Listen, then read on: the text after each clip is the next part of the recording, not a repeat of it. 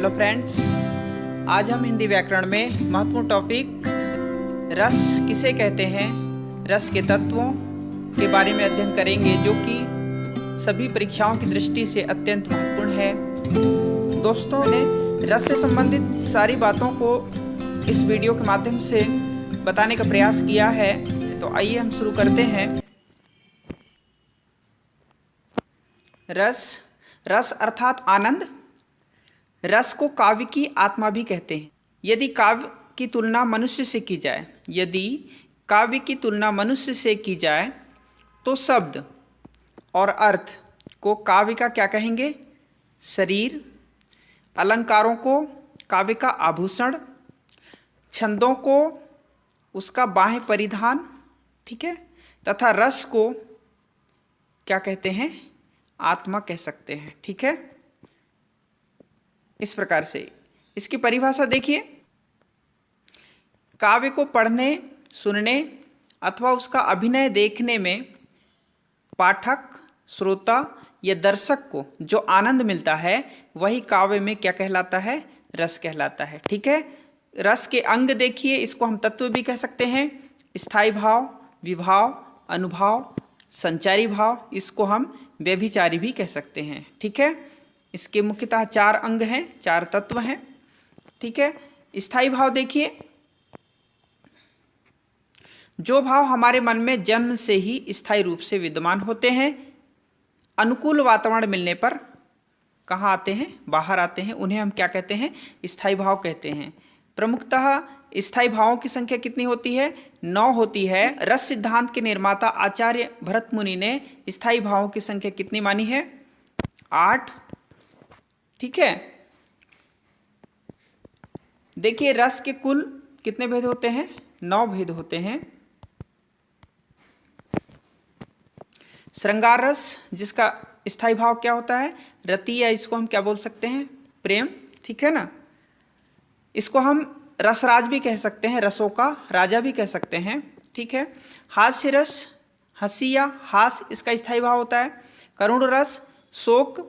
वीर रस का स्थायी भाव उत्साह। रौद्र रस का स्थायी भाव क्रोध। भयानक रस का स्थायी भाव भय। विभत्त रस का स्थायी भाव जुगुप्सा या घृणा। अद्भुत रस का स्थायी भाव विस्मय या आश्चर्य। शांत रस का स्थायी भाव निर्वेद।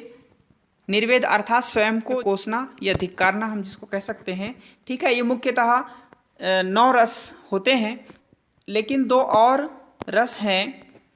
वात्सल्य रस, जिसका स्थायी भाव होता है वत्सल, और भक्ति रस, जिसका स्थायी भाव क्या होता है? देवरति या भक्ति, ठीक है। सूरदास जी के अनुसार रसों की संख्या कितनी है? 10 है, ठीक है। इन्होंने भक्ति रस को सम्मिलित किया है, ठीक है। और इनके अनुसार रसों की संख्या कितनी मानी गई है? 10 मानी गई है, लेकिन मुख्यतः रस कितने हैं? 9 ही हैं, ठीक है। प्राचीन विद्वानों ने वात्सल रस एवं भक्ति रस को श्रृंगार रस में जोड़ दिया था, परंतु वर्तमान विद्वानों ने इसे अलग करके रस की कुल संख्या कितनी मानी है? 11, ठीक है। कितनी मानी है? 11 मानी है, ठीक है। लेकिन हमें रस की कुल संख्या कितनी माननी है? 9 ही माननी है, ठीक है।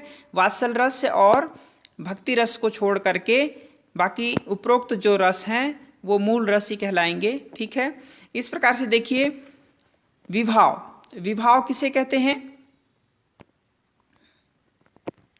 स्थायी भावों को जगाने वाले तत्वों या कारणों, ठीक है, को हम क्या कहते हैं? विभाव कहते हैं, ठीक है।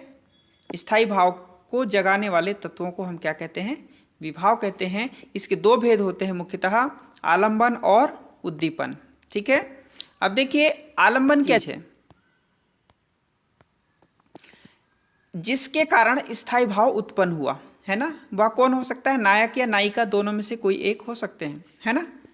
उसे हम क्या कहते हैं? आलंबन कहते हैं। इसके 2 प्रकार हैं, आश्रय और विषय, ठीक है। आश्रय किसे कहेंगे? जिसके मन में भाव जागृत हो वह क्या कहलाएगा? आश्रय कहलाएगा। यदि नायक के मन में नायिका के प्रति भाव जागृत हो रहा हो तो नायक क्या होगा? आश्रय होगा, और नायिका क्या होगी? विषय होगी। ठीक है, विषय क्या है? जिसको देखकर मन में भाव जागृत हो। ठीक है, इसको हम क्या कहते हैं? विषय कहते हैं। इसी प्रकार देखिए उद्दीपन, स्थायी भावों को तीव्र करने वाले तत्वों को हम क्या कहते हैं? उद्दीपन कहते हैं, जैसे सौंदर्य या पहनावा। ठीक है ना। अनुभव, मन के भावों को व्यक्त करने वाली शारीरिक चेष्टाओं, गति या अवस्था भी कह सकते हैं इनको, उसे हम क्या कहते हैं? अनुभव कहते हैं। ठीक है, इसकी अनुभव की संख्या कितनी होती है? 8। स्तंभ, स्वेद, रोमांच, स्वरभंग, कंप, विवर्णता या रंगहीनता जिसको बोल सकते हैं, अश्रु और प्रलय। ठीक है, ये सात्विक अनुभव के उदाहरण भी माने गए हैं। ठीक है, आगे हम देखेंगे।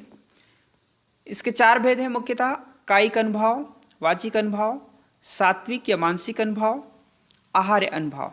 ठीक है, इसी तरह रस सिद्धांत के निर्माता आचार्य भरत मुनि ने अनुभव के तीन भेद बताए हैं। उन्होंने आहार्य अनुभव को अनुभव नहीं माना है।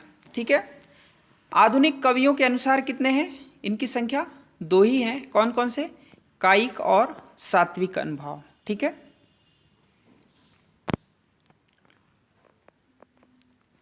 कायिक अनुभव देखिए,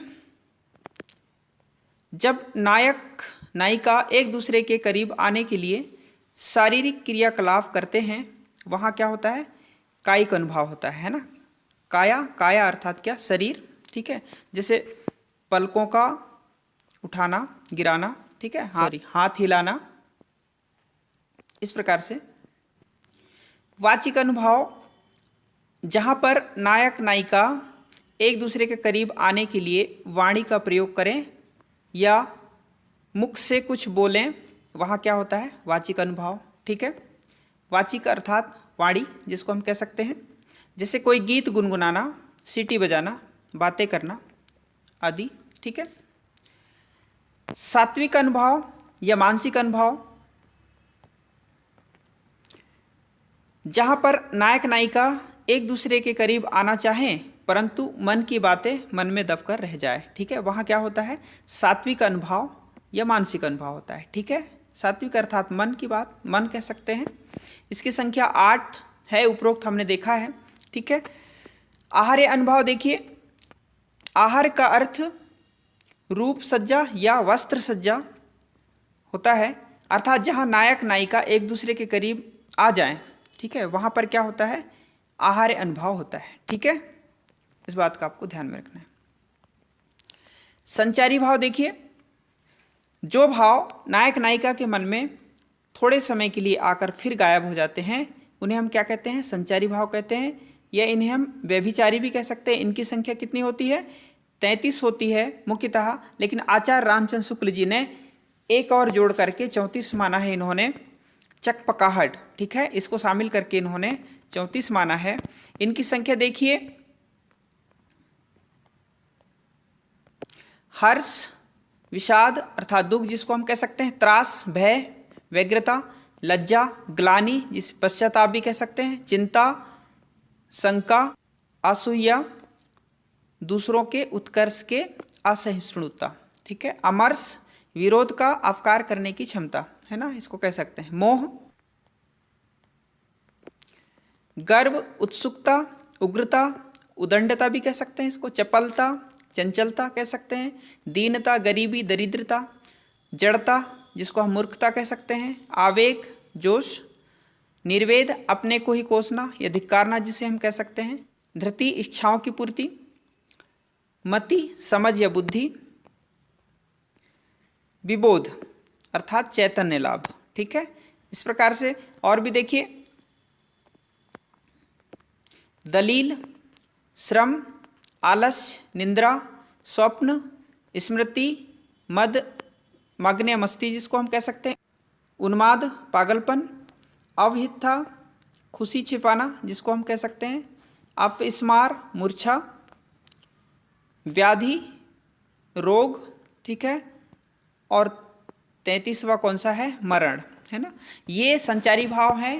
थोड़े समय के लिए आकर के और क्या हो जाते हैं, गायब हो जाते हैं। ठीक है, इस प्रकार से हमने रस को देखा और आगे हम सभी रसों को अलग अलग उदाहरणों के माध्यम से पढ़ेंगे, समझेंगे। ठीक है, इसी तरह आगे आप चैनल में बने रहिएगा। आप सभी का बहुत बहुत धन्यवाद।